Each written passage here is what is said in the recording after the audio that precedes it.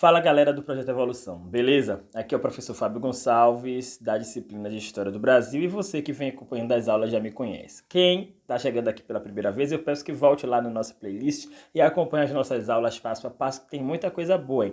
Além disso, vai lá na Química, na Física, na História Geral, no Direito, tem muita coisa de Direito, muita coisa legal. Então aqui é material para sua aprovação. Hoje, uma dica super rápida. Nós vamos selecionar algumas questões de bancas militares e vamos jogar aqui para você treinar, hein? Antes de ver a minha explicação, não vou entrar em detalhes, que é para explorar aqui a sua participação.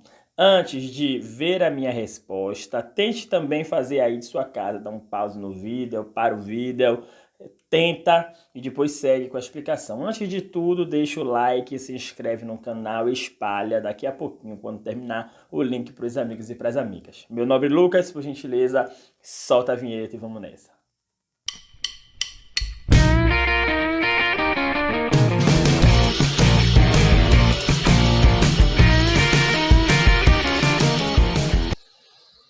Então, gente, observe, nesse sistema público do YouTube, a gente vai colocar aqui umas problemáticas, eu vou fazer alguns comentários, retomar algumas falas de algumas aulas, mas, grosso modo, vocês podem nos buscar pelas plataformas digitais, pelo Instagram, por exemplo, @proj_evolução. Lucas, por favor, joga aquele arroba aqui na frente, @proj_evolução, que estabeleceremos discussões com vocês. Em breve, nós teremos novidades em aprofundamentos para os grandes e para as grandes parceiros e parceiras do projeto Evolução, ou como diz Pedro, Evolução, ou como diz o mito Renan, Evolução.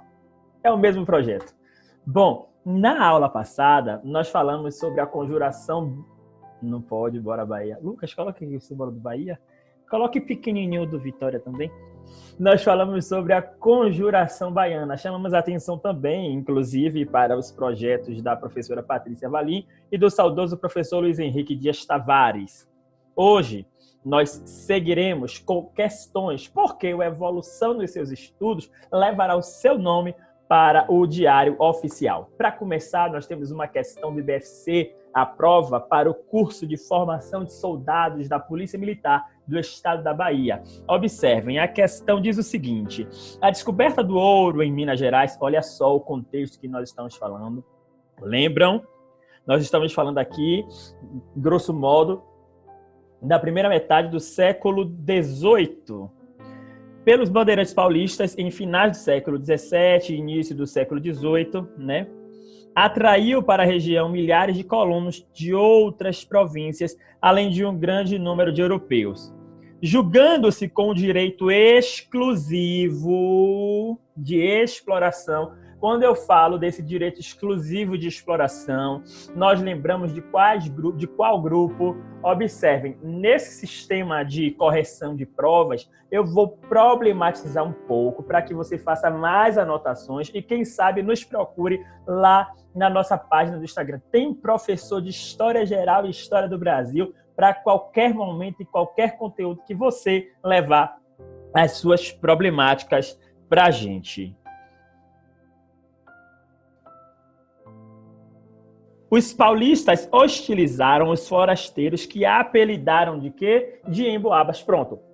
O aluno do Projeto Evolução, em qualquer disciplina que seja, ele conhece a temática da questão, porque dessa forma ele chegará diretamente ao gabarito. Então, é importante que, ao passo que nós olhemos, a questão fala dos finais do século XVII, mas nós estamos falando daquilo que, abre aspas, apelidaram de emboabas, fecha aspas. E aí a questão vem diretamente a respeito desta guerra. E aí nós sabemos que está lá na primeira metade do século XVIII. E nós falamos em uma aula que os motivos e os objetivos de revoltas, quem sabe até de revoluções, também são muito importantes. E aqui eu retomo mais um campo que é importante, que são as consequências, ou quem sabe nós possamos chamar de desdobramentos. E aí a gente vai falar diretamente sobre o capão da traição, né? Como uma polêmica, grosso modo, desse desse contexto que nós estamos chamando de Guerra dos Emboabas. Então, queridas e queridos, aqui nós vamos diretamente para o seguinte: os emboabas enfrentaram os paulistas em vários combates. Entre eles, o mais marcante ocorreu no chamado Capão da Traição, no qual 300 paulistas foram cercados pelos emboabas. Observem, em momento algum nós poderemos, grosso modo, falar que o principal objeto da disputa seria o café, até porque a questão ela vem falando de quê? Da descoberta do ouro. Então, nós não vamos deixar que pegadinhas levem a gente. Eu tive um professor, o grande Alessandro Cerqueira, que ele falou o seguinte: a pegadinha é você falar, é você pensar que está em pegadinha no momento da prova. Então, a gente não vai deixar que a ilusão da cana-do-açúcar e do café nos levem a marcar a alternativa incorreta. No momento da prova, é importante, além da respiração, no momento da prova, é importante a reflexão dos contextos em que nós estamos trabalhando. Então, é importante aí nós analisarmos que nessa transição de século XVII para o século XVIII, nós estamos falando desse contexto. Quando nós seguimos, nós temos uma outra questão da IBFC, do curso de Formação Saudável para o Polícia Militar do Estado da Bahia. Bom, a maior parte dos engenhos aninhava-se na mata, não muito distante dos centros portuários. Olha só, nós já temos aqui um contexto já muito rico, né, nessas primeiras linhas da questão. O que se explicita pela maior fertilidade dos terrenos e pela abundância de lenha necessárias a fornalhas famintas, alimentados por um trabalho que às vezes ocupava o dia e a noite, de 8 a 9 meses, normalmente de julho a agosto de um ano, abril, maio do ano seguinte. Venâncio del Priore, 2010. A respeito dos engenhos de açúcar, leia as afirmativas e dê valores verdadeiro ou falso. Agora você vai pausar o vídeo, vai ler e vai responder. A, B, C, D ou E. Nas nossas primeiras aulas, nós trabalhamos esses contextos. Então, observem.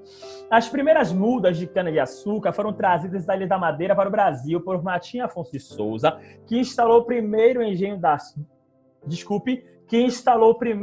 da colônia em São Vicente. Lembram que nós falamos sobre as capitanias hereditárias, sobre aquelas que mais deram certo, sobre os seus capitães, e nós sempre falamos dessas expedições, inclusive nós mencionamos o Martim Afonso de Souza. Muito bem, não vou me aprofundar não, que é para você chamar a gente lá no Instagram. A multiplicação dos engenhos pela costa brasileira foi bastante rápida, chegando a mais de 60 em 1570 e 200 no final do século XVI. Coube à região Nordeste, destacadamente o litoral de Pernambuco e Bahia, o papel de principal produtora de açúcar da colônia. Alguma coisa aí até agora está errado, gente, da multiplicação, do coube à região, e aí a gente vai finalizar falando o seguinte: o engenho, que em alguns casos chegava a ter perto de 5 mil moradores, era constituído por áreas extensas de florestas, fornecedoras de madeira, plantações de cana, a residência do proprietário, conhecida como Casa Grande, a capela e a senzala. Quando nós falamos sobre a escravidão, nós mencionamos parte da estrutura do engenho. Então, nós temos a certeza que, nessa questão, nenhuma das alternativas são falsas. Com certeza, os nossos seguidores aqui do Projeto Evolução marcaram a letra E e correram para o abraço da aprovação. Um viva ao nosso Nordeste e um viva à nossa Bahia. Observem, nesse momento primeiro, de acordo com muitas fontes, de acordo com a própria Patrícia Valim, em uma das suas aulas magnas, né, como nós às vezes brincamos, falar da história do Brasil colonial é falar da história da Bahia colonial, por conta justamente, inclusive, também dessa geografia que nós possuímos. E quando a gente analisa os mapas, Europa, África, Brasil, nós percebemos isso. Daqui a pouco a gente pode até mencionar um pouquinho dessa questão de capitalidade desenvolvida por uma grande pesquisadora aqui da Bahia. Terceira questão. Se estiver muito rápido, você entra em contato com a gente para a gente discutir, hein? Terceira questão é uma questão muito rica. Observem, assinale a alternativa que completa corretamente a lacuna. Mais uma questão da banca IBFC, curso de formação de soldados da Polícia Militar do Estado da Bahia, para a gente perceber como os conteúdos que a gente trabalha aqui são ricos e tem muita relação com as nossas aulas. Dentro do universo colonial, é importante destacar o cotidiano das relações escravistas. Relações escravistas. Embora muitos proprietários vissem os cativos como simples coisas, entre aspas, e usassem a força e outros recursos para conservá-los nessa categoria, A, B, C, D ou E, me parece que eu deixei uma pesca na tela, Lucas. Observem, na letra C, os escravos, os libertos e os seus descendentes também foram agentes transformadores do seu tempo. Muito bem, nós não podemos cair naquela frase racista de dizer que os pretos e os seus descendentes, pretos africanos e seus descendentes, foram agentes passivos ou que aceitavam todas as imposições ou que foram agentes conservadores do seu tempo. Eles foram agentes transformadores, agentes históricos do seu tempo. Tanto que, em muitos momentos, nós podemos, inclusive, falar sobre a resistência e sobre as mais variadas, diversas e riquíssimas construções e colaborações destes povos que também foram escravizados, né? Desses povos libertos e dos seus descendentes aqui no território do Brasil. Então, essa é uma questão que ela vai mexer com essa questão, né, da escravidão, dos desdobramentos, e que, com certeza, nenhum de nós erraremos. Olha só como, né, nós estamos te colocando no caminho do quê, prof? No caminho da aprovação do seu tão sonhado concurso público. Daqui a pouco você vai estar prestando continência para o excelentíssimo senhor Coronel Anselmo ou para o excelentíssimo senhor Coronel Teles, além de diversas outras autoridades dos concursos que você queira ser aprovada e aprovado. Questão 4, a penúltima questão. Essa questão também da prova para concursos, para o curso de formação soldado da Polícia Militar do Estado da Bahia. A quinta questão tem uma surpresa, a gente vai romper um pouquinho com essa banca. Lucas, coloca aqui umas fotos de formaturas da Polícia Militar do Estado da Bahia, só fotos meramente ilustrativas, só para a gente ver, né, os olhos, para a gente ver não, para que os olhos dos nossos seguidores brilhem um pouco enquanto analisam essa questão e para que se vejam uniformizados, não fardados, uniformizados na Vila Militar do Bonfim. Sobre as atividades econômicas desenvolvidas aqui no Brasil durante o período colonial, essa aqui você assiste a nossa aula, você que assistiu a nossa aula já tem a resposta, deve estar sorrindo aí. Durante o período colonial, é correto afirmar que... Tempo para a resposta. Nós estamos falando durante o período colonial.